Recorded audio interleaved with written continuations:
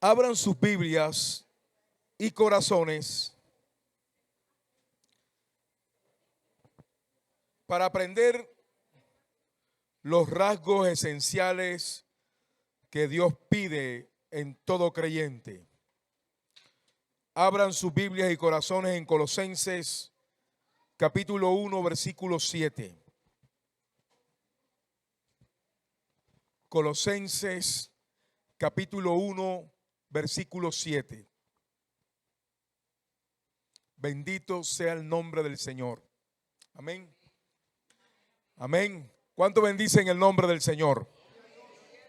Colosenses capítulo 1, versículos, primero el 7.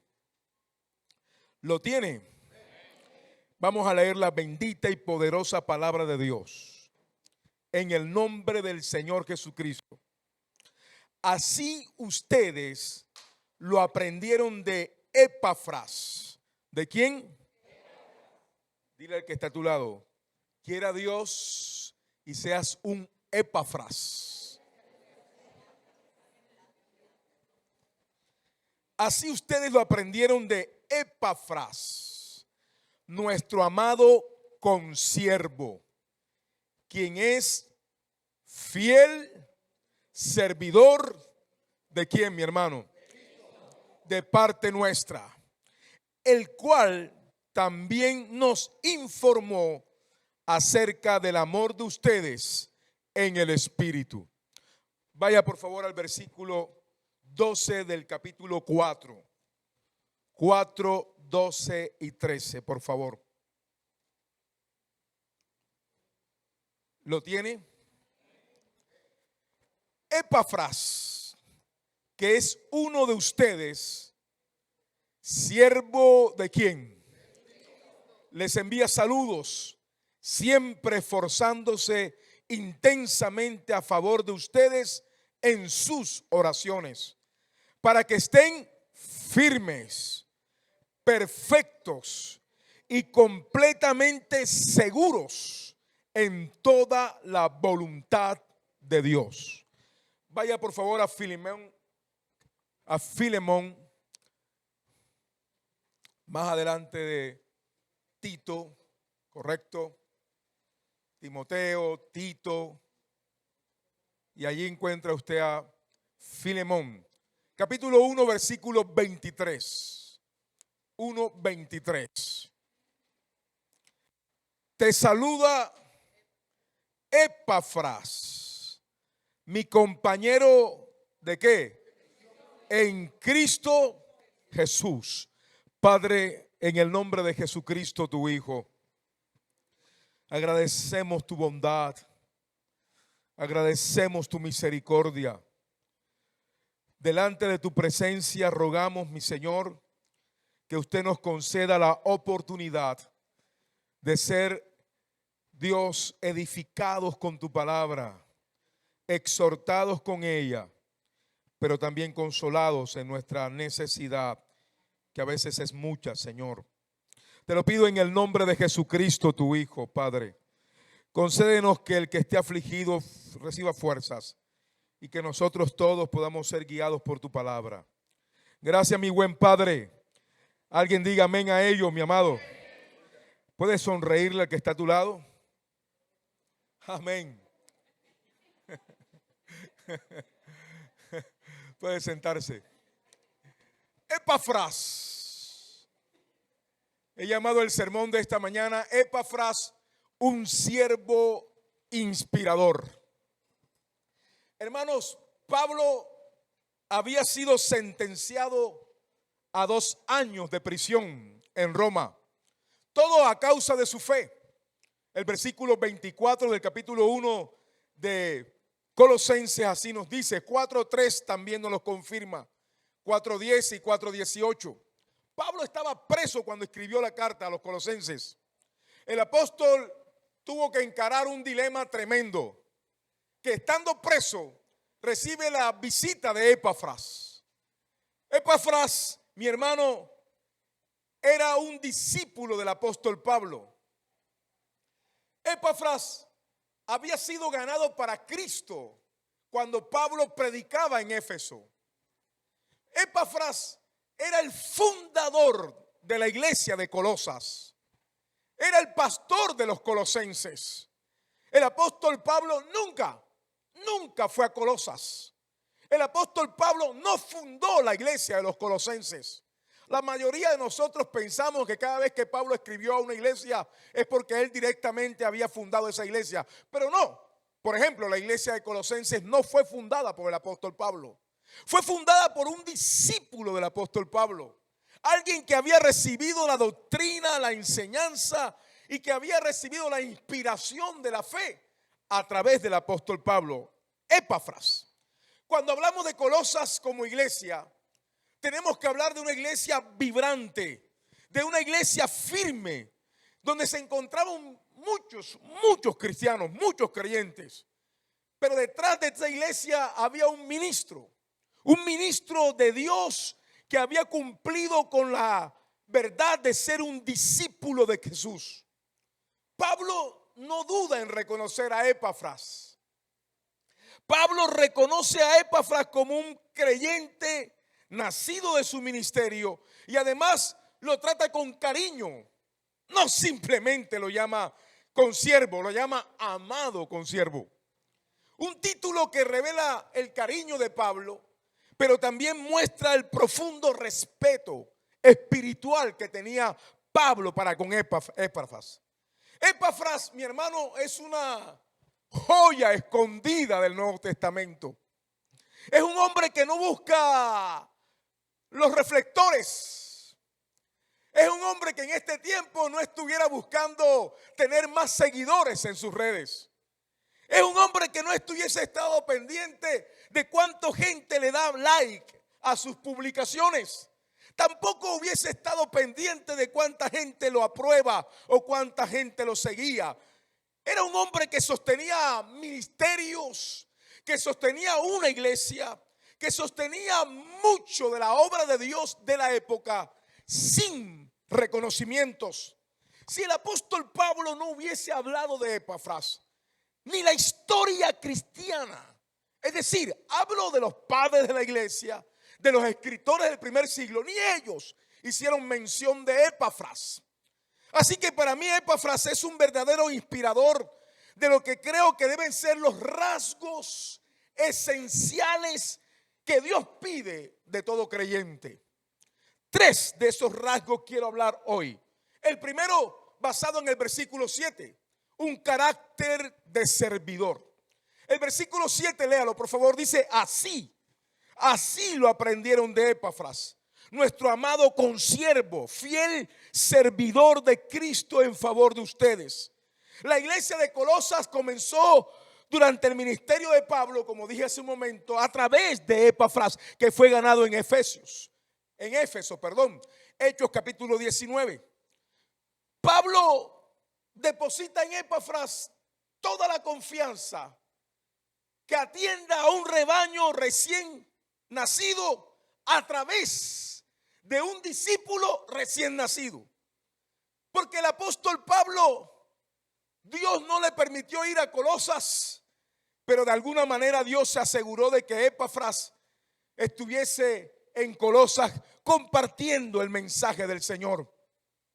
Y Pablo empieza a escribir de Epafras cuando le escribe a la iglesia de Colosas, y escribe de Epafras de una manera cálida. Y describe a Epafras en un solo versículo, refiriéndose a él en 3 aspectos importantes.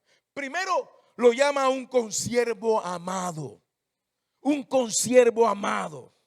Epafras no solo predicó en Colosas, sino que también formó a la iglesia de Colosas. Si usted lee el versículo 7, por favor, en la primera parte dice: así lo aprendieron de Epafras.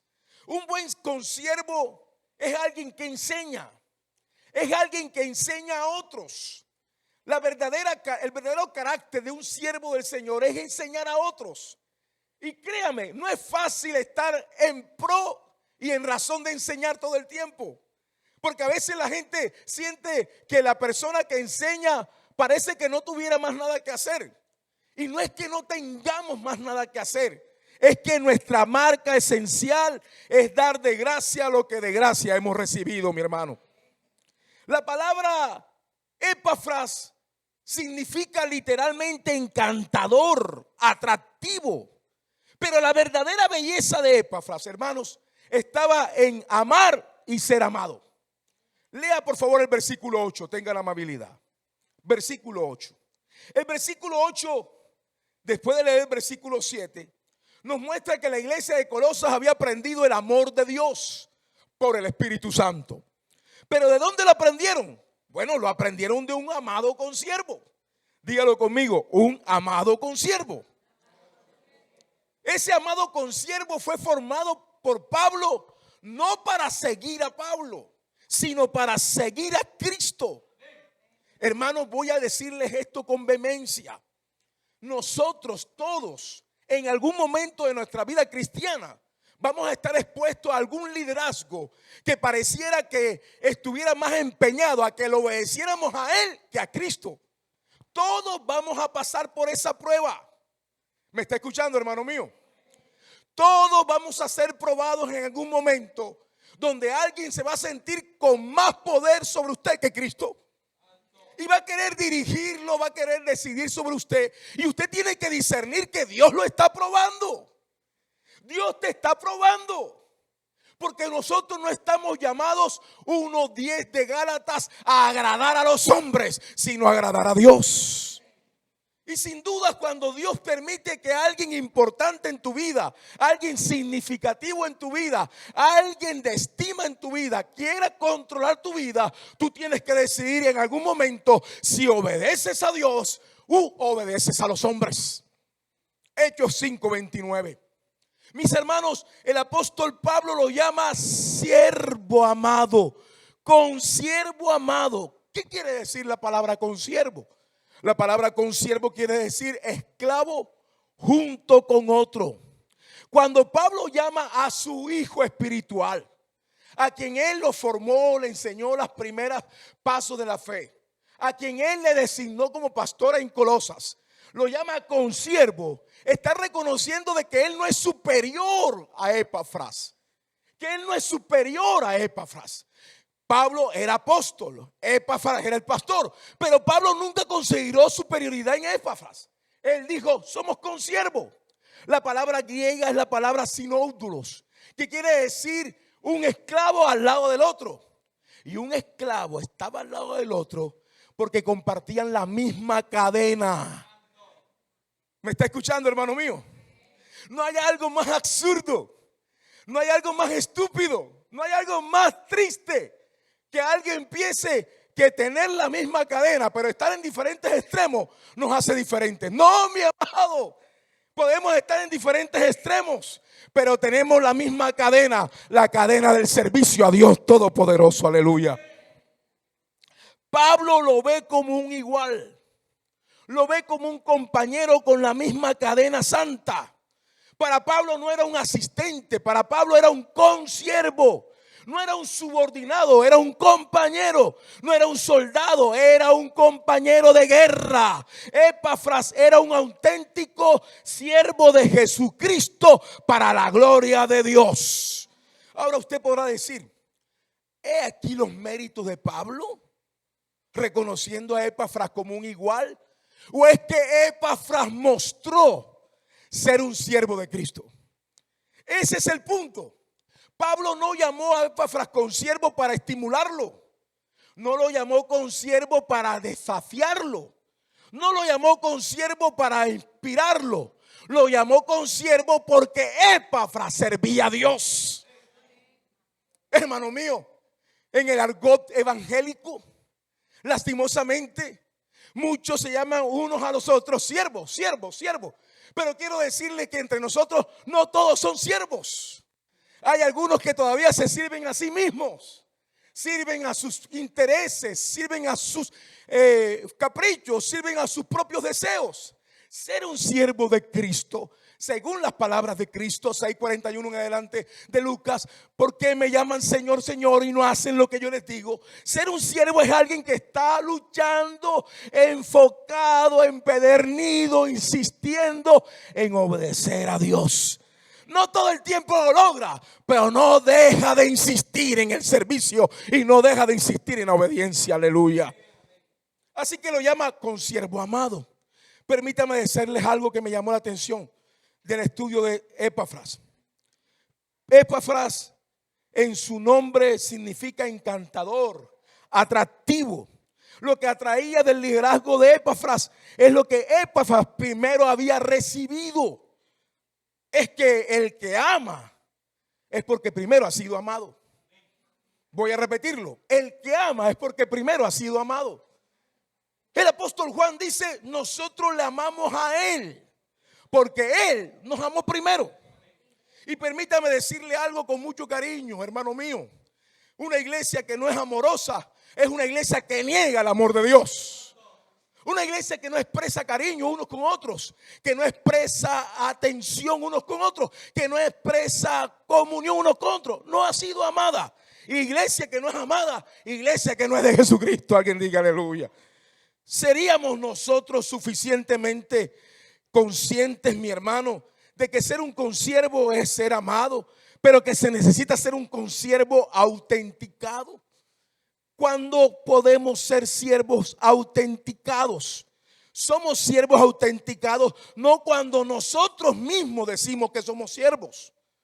Porque Jesucristo dijo: si uno da testimonio de sí mismo, el testimonio no es verdadero. No hay una manera más absurda de presentar credenciales cristianas que decir que uno es cristiano. No, uno es cristiano cuando demandan razón de la fe. Pero el cristiano no dice que es cristiano. El cristiano actúa como cristiano. La verdadera grandeza de la cual hablo, amado mío, es la que Pablo está resaltando en Epafras. Lo llama consiervo amado y lo llama fiel. ¿Cómo lo llama? Fiel servidor. Tengo una noticia para algunos de ustedes. La fidelidad no es un don. ¿Me escuchó? La fidelidad no es un don. La fidelidad es una decisión diaria. Epafras era un hombre que había decidido diariamente renovar su voto de fidelidad. Para uno ser fiel, tiene que estar dispuesto a olvidar lo que quedó atrás, pero también tiene que renunciar a lo que viene adelante. Y algunos de nosotros o nos quedamos mirando el pasado o pretendemos mirar demasiado el futuro. ¿Y se ha preguntado usted si el pasado tiene tanta importancia para dañar tu presente? ¿O el futuro está seguro para ti? Deberíamos preguntarnos si hoy es el último día y la última oportunidad que tenemos para ser fiel a Cristo. Yo debo preguntármelo casi a diario. Soy un hombre que batallo con una enfermedad que, si Dios quiere, puede paralizar mi corazón de un momento a otro. Ser hipertenso es jugar a la ruleta del latido del corazón. Y sepa algo, hermano querido, cada día me desafío y me pregunto: ¿estoy listo para verle la cara a mi Salvador? ¿O me estoy preparando para verle la cara a mi juez? ¿Se ha preguntado usted lo mismo? ¿Se ha preguntado si usted es un consiervo fiel por decisión o es un siervo fiel porque otros lo presionan? Pablo lo llama fiel servidor de Cristo. ¡Wow! Esto vale más que cualquier diploma ministerial. Ayer retomé mis clases del doctorado y fue sorprendente porque escuché por primera vez a un hombre bautista de la India que fue presentado de esta manera. Hubo una hermana que era la maestra o coordinadora académica del doctorado, que habló sobre el currículum académico del profesor Dayan. Y empezó a hablar de todos sus currículums: 17 libros publicados, 4 maestrías, 2 doctorados, un PhD en un área de la iglesia, filósofo, etcétera, 20, 30 años de ser pastor, 20 y pico retirados, solo dedicado a la academia. Bueno, y de pronto, cuando pasan a su esposa, la hermana le dice: hermana fulana, por favor, presente a su esposo. A mí me llamó la atención cómo lo presentó a ella. Ella dijo: aquí les dejo con mi esposo, un fiel servidor de Jesucristo. Y lo dijo su propia esposa. Yo tuve envidia. Yo me sentí cuestionado. Y yo me dije: wow, ¿podrá mi mamá decir de su hijo: aquí está el fiel servidor de Jesucristo? ¿Podrá decir tu hija, tu hijo, tu esposo, tus hermanos: aquí está un fiel servidor de Jesucristo? Bueno, yo tengo que decirte que ayer me dije: wow, a veces nos preocupamos más por los títulos que por lo que somos delante de los ojos de Dios. El mayor título que un hombre puede llevar no es pastor, no es apóstol mentiroso, sino siervo fiel de Jesucristo, aleluya. Un siervo fiel de Jesucristo, aleluya.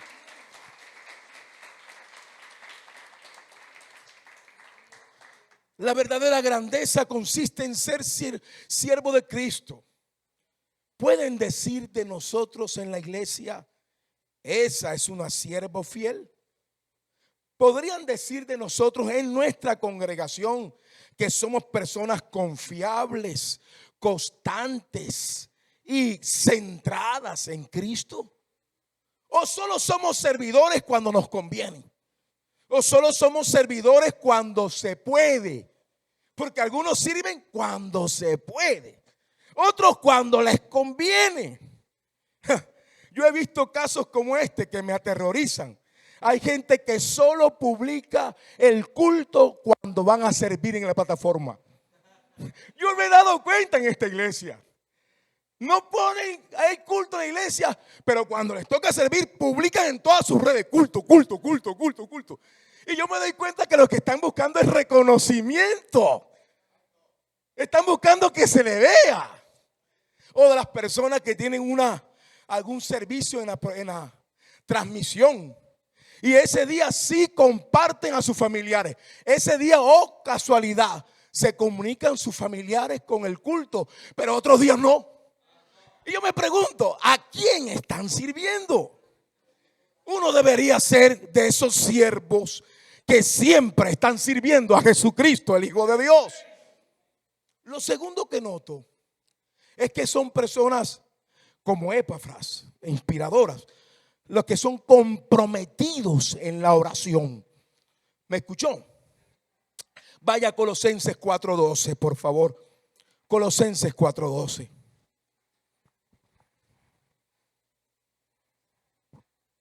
Epafras, ¿lo encontró? Epafras siempre, ¿cada cuánto, hermano? Siempre esforzándose. ¿De qué manera?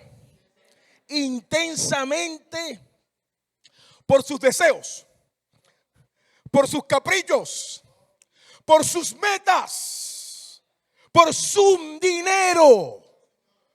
Intensamente a favor de quién? De ustedes. ¿De qué manera lo hacía? En sus oraciones. En sus oraciones. Hermanos míos, debo decirles algo. Pablo está describiendo a un hombre que no le importaba la fachada. Un hombre que no le importaba el qué dirán. Un hombre que no le importaba la plataforma. Un hombre que estaba listo a perder el reconocimiento de los hombres, pero no perder la oración a solas delante de Dios. Por eso veo a un hombre que era comprometido en la oración. Mire 3 características de la oración de Epafras. Primera, lo llamo la oración combativa. ¿Cómo la llamo? Oración combativa. ¿Cómo dice la primera frase? Epafras, siempre esforzándose. ¿De qué manera? Intensamente. Sé que la palabra intensamente no dice mucho, pero la palabra en griego, agosinémenos, quiere decir con angustia de lucha, con esfuerzo de lucha, con ganas de lucha. Hermanos míos, aquí hay personas que no estarán en esta plataforma tal vez este año, pero están combatiendo por tu vida espiritual. Hay gente detrás de los mejores sermones que he predicado este año. Hay mujeres de Dios combatiendo intensamente, amado mío. Mientras que la iglesia batalla desde el púlpito a través del predicador, hay mujeres que sostienen la iglesia de rodillas y hombres que sostienen la iglesia de rodillas. Voy a decirles algo, hermanos míos. Contra las falsas doctrinas está la palabra de Dios. Contra la mentira está la palabra de Dios. Contra la falsedad está la palabra de Dios. Pero contra el desánimo, el pecado y la maldad está la oración, mi amado. Se necesita hombres y mujeres que oren para vencer su carne, para vencer el divorcio, para vencer la disensión, para vencer la maldad. Se necesita oración. Epafras batallaba en oración, mi hermano. Por eso el predicador o el que coordina el culto o los que cantan no deberían venir al púlpito sin prepararse adecuadamente, sin orar, sin ayunar, sin apartarse, sin tener un tiempo en que su espíritu, su mente esté en línea con el Espíritu de Dios. Porque hay personas que lo único que van a recibir durante la semana es un buen momento en comunión con Dios, cantando, orando o escuchando la palabra de Dios, mi hermano. Se necesita que como Éfeso no solo prediquemos, no solo sirvamos, no solo cantemos, sino que seamos hombres que pelean de rodillas. Alabado sea Dios. Se necesita oración combativa. Dígale al que está a su lado: combate la buena batalla de la fe. La segunda característica del compromiso de la oración de este hombre es que tenía una oración con conciencia, una oración consciente. Miren lo que dice la Biblia a favor de ustedes en sus oraciones. Lo que voy a decir tal vez le sonará horrible. Pero pregúntame si me importa lo que tú piensas. ¿Qué cree usted? ¿Cree usted que a mí me importa lo que usted piense? No. Yo estoy predicando la palabra de Dios. Mire, la oración de este hombre era conciencia. Él oraba en respuesta a su propósito. Diga conmigo: hombres con liderazgo intencional. Hermanos míos, hay cosas que los líderes hacen que los liderados no entenderán. Pero los líderes sabemos que tenemos que darle cuenta a Dios. Él no oraba por bienes materiales, ni oraba por sus problemas personales. Él oraba por tres cosas esenciales por las cuales usted debe orar por otros para usted recibir. Él oraba primero, versículos 12 y 13, por firmeza. ¿Por qué oraba Esdras? Por firmeza. Diga conmigo: firmeza. Primera de Corintios 15:58 dice que estemos firmes. ¿Estemos cómo? Firmes. La firmeza por la cual pedía Esdras, era la firmeza que viene de la estabilidad. Estabilidad, que no fueran movidos. Que no sean movidos. Óigame, usted dirá: pastor, pero usted está pidiendo lo que ni siquiera Jesucristo pidió. Porque cuando Pedro, 22 de Lucas 21 en adelante, cuando Pedro iba a caer, Jesucristo no pidió firmeza. Él sabía que iba a ser zarandeado. Una cosa es ser zarandeado, Otra cosa es ser desestabilizado. ¿Me está escuchando, hermano mío? El trigo puede ser zarandeado, pero no desarraigado. ¿Me está escuchando, hermano mío? A usted lo puede zarandear la situación, pero sus pies están plantados en los atrios del Señor. Pero sus pies están plantados en la creencia en Cristo. Pero sus pies están plantados en la fortaleza de la comunión con Dios. Hermano mío, no estoy diciendo que no te zarandee un problema. Te estoy diciendo que no te moverá y no te cambiará en tu propósito de vida. Aleluya. Si tu propósito de vida es seguir a Cristo, nadie te moverá. Pero si tu corazón está seducido por el mundo, si tú eres de las que ve las redes y estás anhelando estar en la misma fiesta, en el mismo concierto, con la misma gente con la que andabas, tú no estás zarandeado, tú estás caído. ¿Cuánto bendicen el nombre del Señor? Dile al que está a tu lado, eso sí es verdad. Él oraba por firmeza. Segundo, él oraba por madurez. ¿Lo está leyendo? Usted lo está leyendo, hermano mío. Firmes, perfectos. La palabra perfección no es la palabra que usted y yo conocemos como algo que no tiene defecto. No, cuando Pablo y la Biblia habla en general en el Nuevo Testamento de perfección, habla de madurez, de algo que está alcanzando su nivel. Perfección es madurez. Madurez no es impecabilidad. Madurez no es que no se falla. Madurez es que a pesar de que fallamos, volvemos a seguir buscando a Dios. Aleluya. Madurez es alcanzar la plenitud espiritual. Y aquí algunos de ustedes parece que ya dejaron de desear madurar. Hermanos, tú tienes que volver a desear madurar. Has perdido el deseo de crecer. Y ahora te estás comparando con otras personas en la iglesia y estás cayendo en un tremendo error. Porque es cierto que algunos entre nosotros nos aventajan espiritualmente, nos aventajan en la fe, nos aventajan en el conocimiento. Pero es que tu modelo no es ser aventajado entre nosotros. Tu desafío es llegar hasta la estatura de la medida de Cristo, el varón perfecto. Aleluya. No pierdas cuál es tu desafío. No te compares con otro. Compárate con Jesús. Mire, si nos comparamos con Jesús, siempre tendremos el deseo de crecer espiritualmente.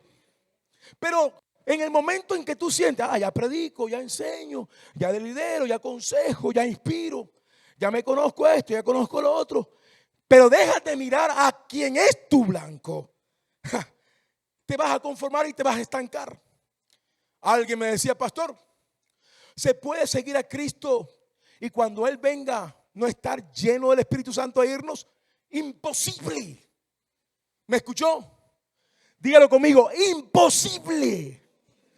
Pero pastor, ¿por qué? Porque hubo 5 vírgenes con aceite y lámpara encendida. Y hubo 5 vírgenes sin aceite y con lámparas apagadas que no entraron. Hay que estar lleno del Espíritu. Dile al que está a tu lado, la llenura del Espíritu no es opcional para aquel salvo. Hay que estar lleno del Espíritu Santo. Y créame, la llenura es un evento continuo. Usted puede salir de un culto lleno del Espíritu Santo, pero ese mismo día puede perder la llenura. ¿Cómo? Ofendiendo, entristeciendo o enojando al Espíritu Santo. Es que al Espíritu Santo se le puede resistir, se le puede enojar y se le puede entristecer. Son los pecados contra el Espíritu Santo.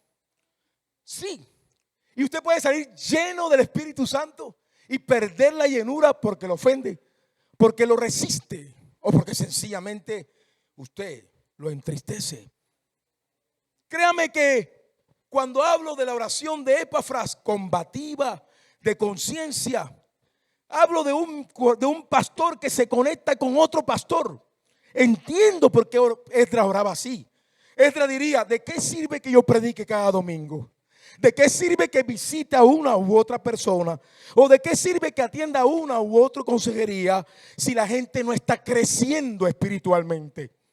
Me imagino que Esdras le decía: Señor, si tú no haces que esta gente crezca, yo siento que estoy perdiendo el tiempo. Porque la predicación es parte del ministerio, no es el ministerio.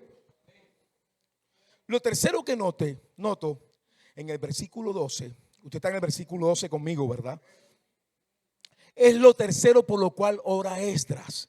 No ora por lo personal, no ora por las cosas materiales, no ora. El hombre tenía claro lo que era importante en la vida. Ora por la seguridad. ¿Lo tiene? Una oración con claridad, una oración combativa, una oración con conciencia y una oración con claridad. Epafras modela o nos recuerda a muchos de nosotros lo que hemos olvidado. Sin oración no hay cristianismo. Sin oración no hay victoria. Sin oración no hay ganas de crecer, no hay ganas de cantar, no hay ganas de leer la Biblia. Sin oración no hay ganas de congregarse. Sin oración no hay ganas de evangelizar. Sin oración no hay ganas de servir a Cristo. Sin oración no hay ganas de obedecer a Dios. El que se debilita en la oración, se debilita en su vida espiritual general. Epafras nos modela eso, hermano mío. Un cantante puede cantar lindo, pero sin oración solo canta lindo. Un predicador puede predicar bien y sonar fuerte, pero no transforma a nadie. La oración es el poder que convierte las palabras de Dios en palabras de vida, mi hermano.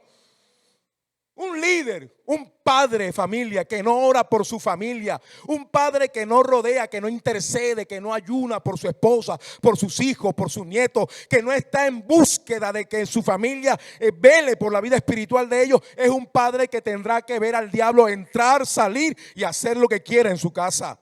Porque ha descuidado lo principal, la oración. La oración da seguridad. Usted está leyendo, ¿verdad? Seguridad. ¿Qué hay detrás de esos hijos que nunca siguieron a Cristo cuando sus padres vivían? Y sus padres eran piadosos, fieles y buscaban a Dios. Y esos padres mueren. Y usted ve a sus hijos después rendidos a los pies de Cristo. ¿Sabe qué hay detrás de eso? Años y años de un padre orando e intercediendo por la salvación de sus hijos. La seguridad de la cual hablo es la seguridad que tiene un hombre de Dios, que tiene un pastor. Cuando ora a Dios y le pide a Dios: Dios mío, donde hay 2 o 3, sé que estás conmigo y la iglesia avanza en tu nombre. ¿Podría decirse de alguien que lucha en oración? ¿Usted es alguien que la iglesia sabe que lucha en oración? ¿O es usted de las personas que se le nota que dejó de orar porque las cosas no salieron como quiso? ¿O porque la economía se le deprimió? ¿O porque el esposo lo dejó? ¿O porque el hijo la ofendió? Hermano mío, ¿eres tú de esa persona que podría decir la iglesia es una persona que lucha en oración? Está tu familia, tu iglesia, tu liderazgo, tu servicio cubierto por tu propia oración. ¿O eres tú de los que quieren que las demás personas oren para tú gozar de los beneficios de la oración? Hay gente especialista en mandar el mismo mensaje a varias personas, ni siquiera sinvergüenzas. Ni siquiera lo personalizan, sino que fulano, puedes orar por mí y ora por mi economía. Y es la misma palabra, sinvergüenza. Se acostumbró a gozar los beneficios de la oración y no a cubrir su vida, su familia, su iglesia, su trabajo en oración. Mire, cuando las cosas que estén resueltamente adversas en contra tuya en el trabajo, eso es Dios llamándote a orar. Cuando el jefe esté lleno de rabia contra ti, ese es Dios llamándote a orar. Cuando tú veas de que hay una situación económica que no pareciera que debiera ser así, eso es Dios llamándote a orar. Cuando tú veas que te alejaste del púlpito y no te programas ni siquiera para decir los buenos días en la iglesia, es Dios llamándote a orar. Porque el que se aleja de la oración no pretenda estar cerca del altar. Dígale eso al que está a su lado. El que se aleja de la oración no pretenda estar cerca del altar.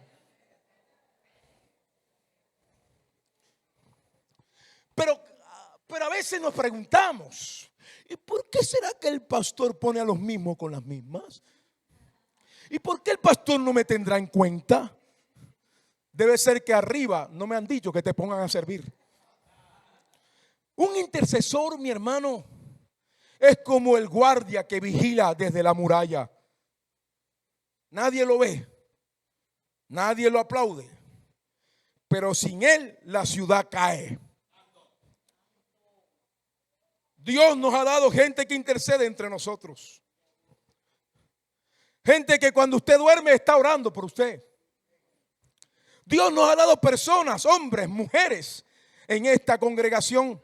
Debo decir lo siguiente, y con esa manera me estimuló el Señor ayer a través de un maestro, fueron 3 maestros ayer, y decía: no se preocupe mucho si la iglesia no ora, no diezma como usted quiere. Si la iglesia está orando más de lo que diezma y ora, bendito sea Dios.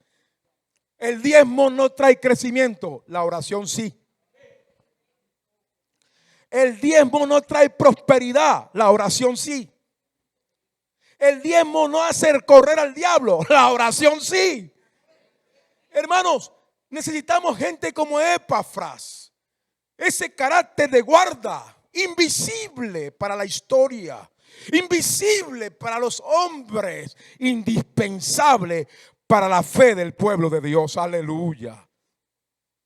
Finalmente, les voy a hablar del tercer rasgo: colaborador sacrificado.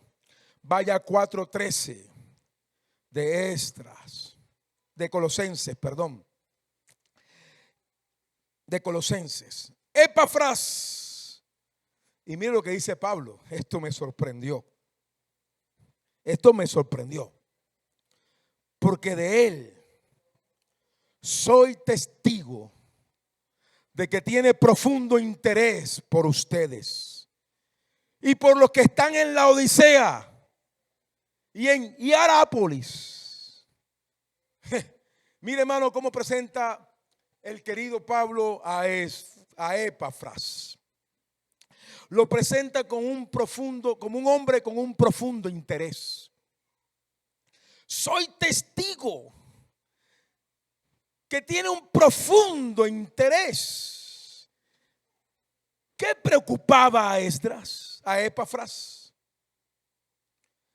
Epafras no solo pastoreaba una iglesia, su corazón estaba lleno de lo que Dios quería que estuviera lleno. Era un hombre con una visión completa. Era un hombre con una visión total. El miércoles, cuando estaba en este tercer punto ya, porque aunque ustedes no lo crean, solo los que están muy cerca de mí lo saben, que yo termino el domingo de predicar y ya estoy preparando el mensaje del siguiente domingo. Yo preparo el mensaje toda la semana, un pedacito cada semana, cada día. Y el miércoles, cuando estaba en el tercer punto ya, me empezaba a meditar. El apóstol Pablo en 1 Corintios 3 nos llama colaboradores de Dios a todos. Pero todos seremos colaboradores con estas 3 características. Primera, un colaborador con un corazón amplio, con un corazón grande, profundo interés, decía Pablo. Él tenía una preocupación casi dolorosa. Epafras no estaba pensando en una iglesia como el todo. Epafras pensaba en una iglesia de manera individual. Esto cambia la manera de ver la vida, ¿sabes?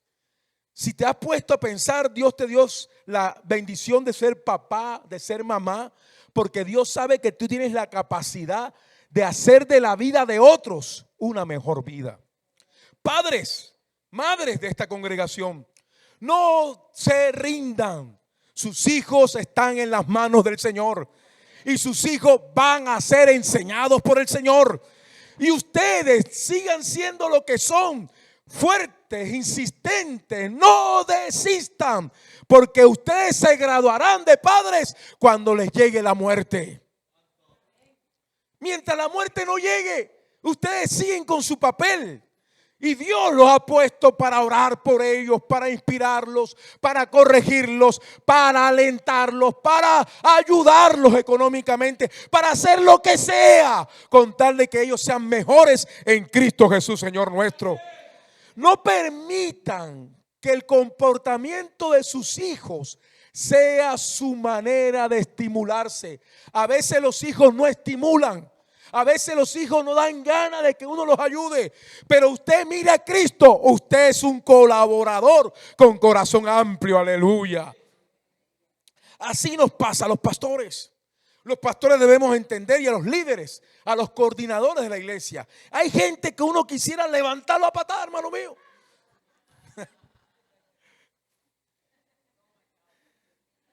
Hay gente que bueno, yo sé que tal vez usted es mucho más espiritual que yo. A usted no le dan ganas de levantar a patada. Yo sí, a mí me dan ganas de levantar a patada. Hay gente que uno quisiera decirle, hey, pero ven acá, cabecita loca.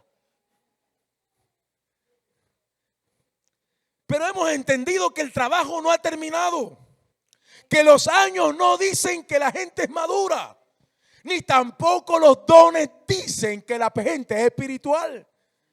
No podemos creer que porque alguien tenga tiempo o dones sea espiritual, pero sí podemos creer que el que empezó la obra en ellos la perfeccionará hasta el día de Jesucristo, el Hijo de Dios vivo. Era un colaborador con corazón amplio. Segundo, era un colaborador sufrido, hermano. Lea el versículo 23 del capítulo 1 de Filemón. El capítulo 1, versículo 23 de Filemón dice: de Epafras, que era el compañero de prisión de Pablo. ¿Lo está leyendo? Mi compañero de prisión. Aquí está la deuda que tiene la historia con Epafras. La deuda que tiene la historia con Epafras, hermanos míos, está aquí marcada. No sabemos por qué Epafras fue encarcelado. No sabemos. No sabemos. No sabemos bajo qué circunstancias. No sabemos cuáles fueron las causas legales. No sabemos, pero sí tenemos clara la conclusión. A pesar de que estuvo preso, nunca abandonó su fe en Jesucristo, el Hijo de Dios. Hermanos míos, y esto apenas lo aprendí, fue ayer, como a las 2, 3 de la tarde, 4 de la tarde, medio adormitado, ahí frente al televisor prendido, cansado de la jornada de estudio, y de pronto el Señor abre mi conciencia y me hace caer en cuenta, hermanos míos, porque a mí me ha pasado, no sé si a usted, a mí. Usted es espiritual, yo no. A mí me ha pasado, ay, porque fulano es que le va tan mal en la vida, oye, ¿qué es lo que ha hecho esa muchacha? ¿Ah? Ay, pero esa mujer, este varón, ¿qué le pasa? Siempre estamos pendientes de las causas de los problemas y no miramos las conclusiones. Hermanos míos, la Biblia oculta por qué Esdras estuvo preso. La historia tampoco nos dice por qué estuvo preso, pero sí nos dice la conclusión: nunca abandonó su fe en Jesucristo. Y hermano, lo que deberíamos ver no son los problemas de la gente, o por qué está de pelea con esta, o por qué aquella situación. Deberíamos mirar más la conclusión. ¿Cómo reacciona el discípulo frente a las cosas que le salen mal? Eso es lo que debería interesarnos. La conclusión de la situación. Si reaccionamos como Dios reacciona con nosotros, perdonándonos, limpiándonos, levantándonos, inspirándonos. Si Dios se pusiera a estar trabajando nuestras causas y no estuviera pendiente de nuestras conclusiones, ninguno podría estar en pie, hermano mío. El Señor nos enseña que la causa la deja atrás. Le importa la conclusión, porque la conclusión define al final quién eres. Amados míos, un colaborador sufrido no es simplemente un asistente a la iglesia. No es simplemente alguien que ayuda cuando puede. Un colaborador sufrido es aquel que, aunque tenga todo en contra, siempre le cumplirá a Dios. Tengo una pequeña lista de lo peor que le puede hacer un creyente a su iglesia. Primero, lo peor que le puede hacer un creyente a su iglesia es prometer algo para la iglesia y no cumplir. Eso es un daño directo. Es un daño directo porque todos pensamos que tu diezmo es fiel en esta iglesia. Porque todos pensamos que tu aporte es fiel en esta congregación. Porque todos pensamos que lo que tú prometes los cumplirás. Y la iglesia está organizada alrededor de la colaboración. Dile al que está a tu lado, somos porque colaboramos. El segundo daño que le puedes hacer a una iglesia es no orar por ella. Hermano mío, el que no ora por su iglesia se hizo amigo del diablo. Se acompañó de Satanás, porque al que le conviene que la iglesia no avance es al diablo. Satanás no puede desaparecer la iglesia. Diga conmigo, la iglesia prevalecerá, pero sí puede evitar que avance. Y algunos de ustedes se han conformado con existir, con que Eclesia exista, pero no estamos avanzando porque falta oración. Lo tercero que le puedes hacer a una iglesia en contra, siendo miembro de la iglesia, es murmurar. De hace unos años para acá, una iglesia que se caracterizaba porque no murmuraba, pero ahora hay una carretera de mujeres murmuradoras con la lengua más larga que el pelo, mi hermano.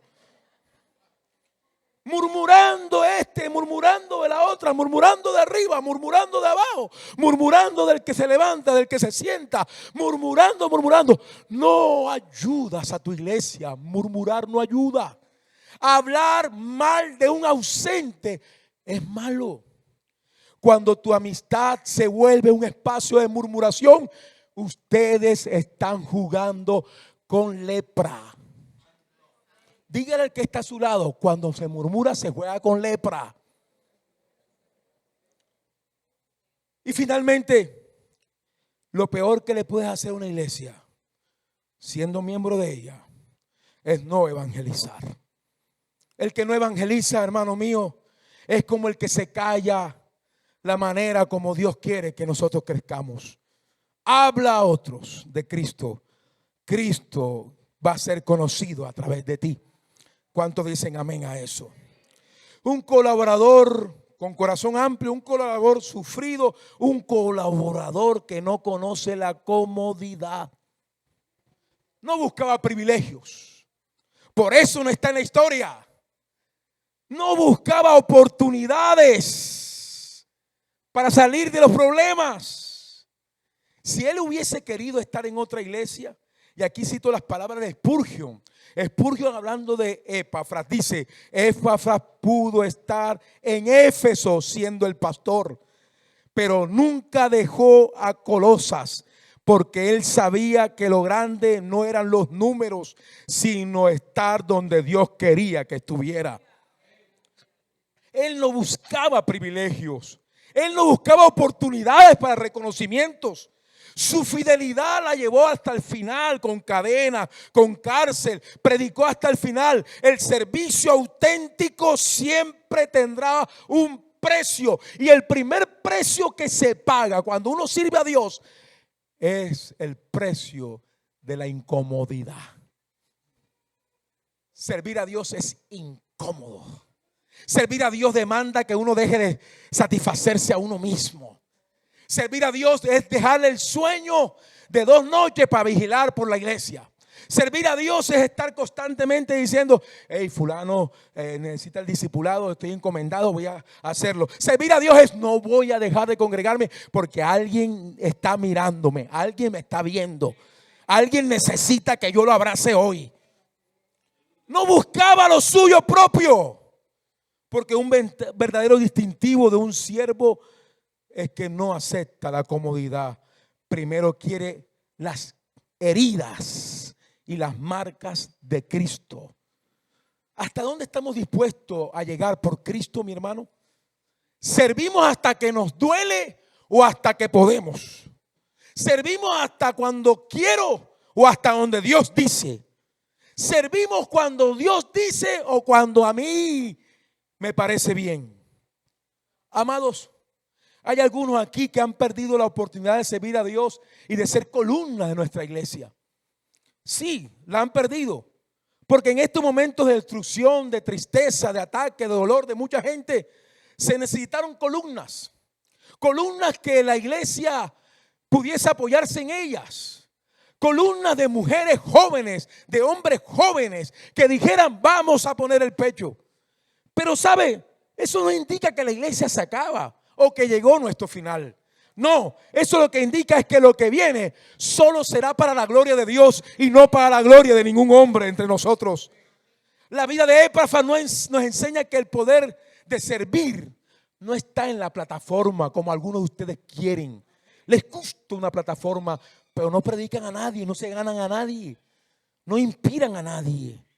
No, la verdadera fidelidad del ministerio está en la entrega diaria de predicación, de evangelización, de oración, de colaboración. Hoy nosotros nos inspiramos por los modelos de oradores, predicadores brillantes. Dime a quién escuchas y te diré qué clase de cristiano eres. Dime a quién estás buscando y yo te diré qué vas a recibir.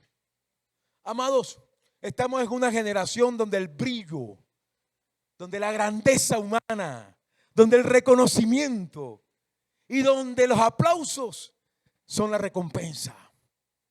Pero los siervos de Jesús, los que siguen a Jesús, los que aman a Jesús y los que conocen a Jesús, perseverarán hasta el fin, aunque el mundo no se lo reconozca. Amados, adelante, adelante, eclesía, adelante, porque nosotros podemos en Cristo Jesús seguir a Cristo en su buena voluntad. Adelante, hermanos míos, porque las cosas no se nos dijeron que serían fáciles, pero sí serían posibles para la gloria de Dios.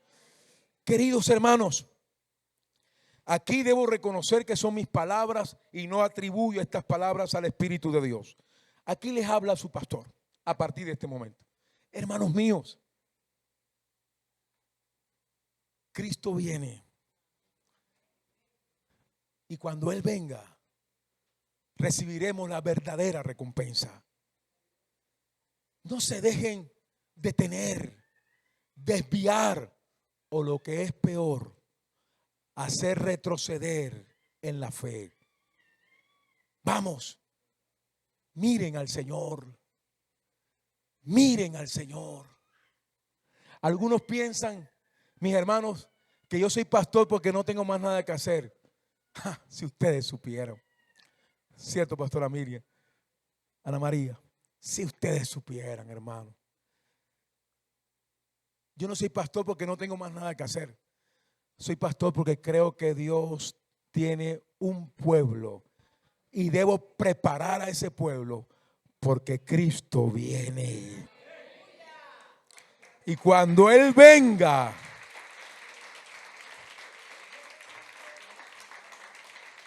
Él no me preguntará cuántos empleos tuve, ni cuántas propuestas de empleo tuve. Él no me preguntará eso. Él me dirá: ¿pastoreaste a mis ovejas? ¿Apacentaste mis ovejas? ¿Pastoreaste mis ovejas? ¿Qué le preguntará a usted?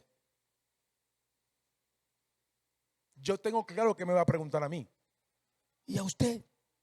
¿Qué le preguntará? Dígale al que está a su lado: ¿qué te preguntará a ti el Señor? ¿Por qué te pedirá cuenta? Amados, Epafras es el modelo de alguien que los hombres no reconocen, pero que Dios sí conoce. Padre, gracias en el nombre de Jesús. Bendice poderosamente nuestras vidas y ayúdanos a vivir siguiendo tus pisadas. En el nombre de Jesús. Alguien diga amén.